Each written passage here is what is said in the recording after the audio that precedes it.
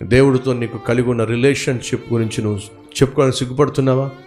దేవునితో నువ్వు కలిగి ఉన్నటువంటి సత్సంబంధాన్ని గూర్చి తెలియచేయడానికి సిగ్గుపడుతున్నావా? నేను ఆత్మీయుణ్ణి, నేను ప్రభువుని నమ్ముకున్నవాడిని, నేను క్రైస్తవుణ్ణి, నేను మందిరానికి వెళ్ళేవాడిని, నేను బైబిల్ చదివేవాడిని అని చెప్పడానికి నువ్వు సిగ్గుపడుతున్నావా? నువ్వు సిగ్గుపడుతున్నట్లయితే నీ ఆత్మీయత సరైంది కానే కాదు. ప్రభు పట్ల మీరు కలిగిన విశ్వాసం గురించి ఎప్పుడూ కూడా తెలియజేయడానికి సిగ్గుపడకండి. బైబిల్ సెలవిస్తుంది, క్రీస్తుకు కలిగి ఉన్న మనసు మీరును కలిగి ఉండండి. ఏమిటి క్రీస్తు మనస్సు?